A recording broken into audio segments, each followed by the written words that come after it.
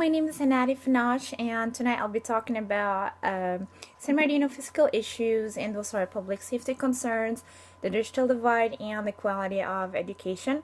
I will also talk about some proposals to address each of the issues I just mentioned, along with some ethical considerations and some state and federal policies.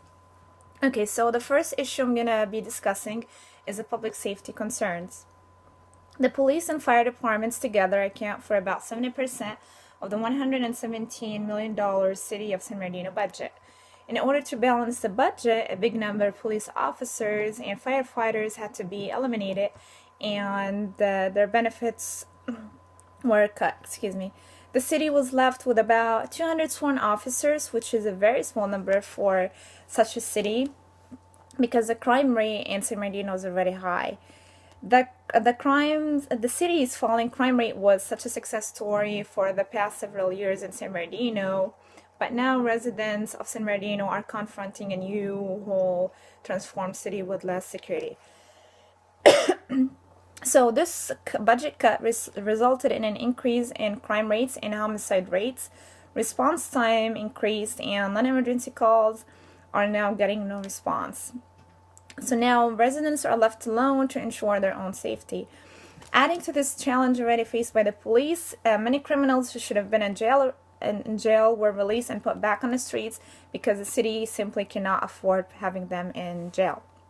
So the proposal for this issue would be to allocate volunteers in San Bernardino to assist in different departments, such as the operations of community centers and the parks and the maintenance.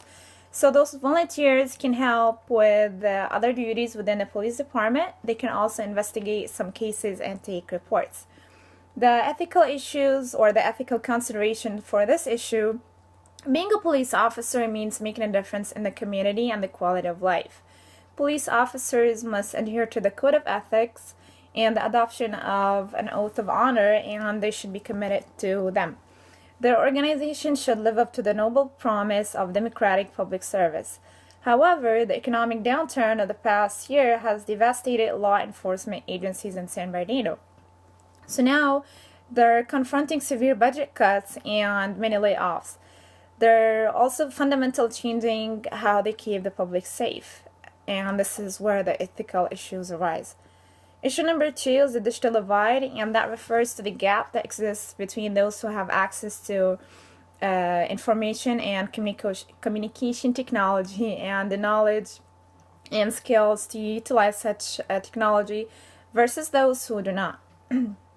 There are several digital divide barriers that hinder senior citizens from becoming techno-savvy seniors. The proposal for this issue would be to consider the Radical County-type prototype project, the RCPP, strategic plan as an optimal approach. So this plan works with different departments in order to solve the issue of the digital divide. The ethical consideration for this issue would be because people who do not have access to technologies are, usually those that come from low-income families, those who live in the low-income communities, particularly the poor, the elderly, and the undereducated. Digital divide barriers weigh down on the undereducated poor, particularly young mothers who find themselves dependent on government public assistance, and that's not fair for them. Issue number 3 is the quality of education. During the recession, the tough economy forced many school districts to reduce costs by examining which programs and personnel were most essential. That led to cutting libraries, cutting popular arts programs, cutting after-school sports program, cuts in bus service, teachers were laid off, and larger class sizes.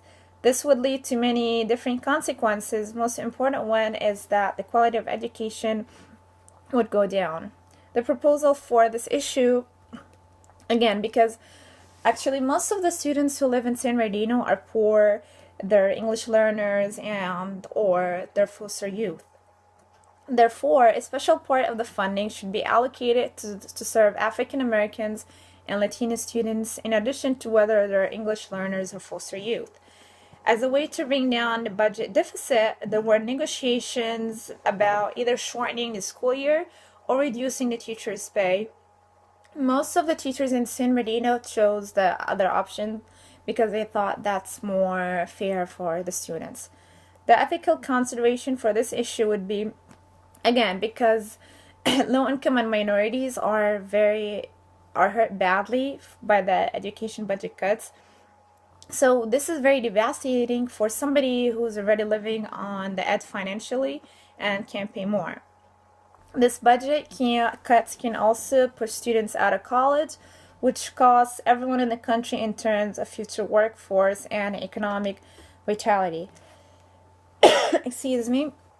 With those school budget cuts, students, especially those with learning disabilities and other special needs, are going to struggle even more in order to get the attention that they need to succeed. Finally, intergovernmental relationships.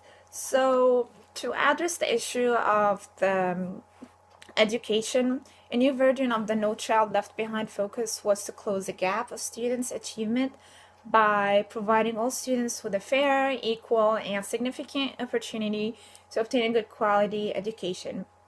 And that is by ensuring that those disadvantaged students achieve good education. This new version developed new ways of measuring teacher effectiveness in order to provide better support for educators and recognize and reward excellence to enhance the profession, all in an effort to help students prepare for college and help them succeed in their future. To address the second issue, which is the public safety concerns, the city has done actions to assure that grant-funded public safety positions. The budget also includes funding to ensure the police department has the resources that they need in order to recruit and train more police officers, and also to assure that the community have the services that they need. And finally, to address the last issue, which is the digital divide, the city of San Bernardino formed a partnership with the California Emerging Technology Fund, CETF, to broaden the use of high-speed internet access, also known as the broadband, throughout San Bernardino. And this included a public outreach program to educate citizens on the benefits of such technology. So in conclusion, like I mentioned already, the city of San Bernardino has been struggling with financial issues for a while now. Reduction in services would not only limit San Bernardino's economic development, but it would also put the citizens of San Bernardino in danger. Regardless of their limited budget, the city's officials and leaders should always preserve their basic service and provide public health and safety, and also deal with the socio-economic challenges. Again, leaders and city officials have to make very wise decisions in order to balance the budget in San Bernardino.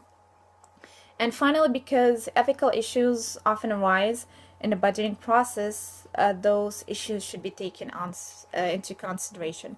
So that concludes my presentation. Excuse me for not looking so much at the camera. I'm not best friends with it. Right, thank you so much.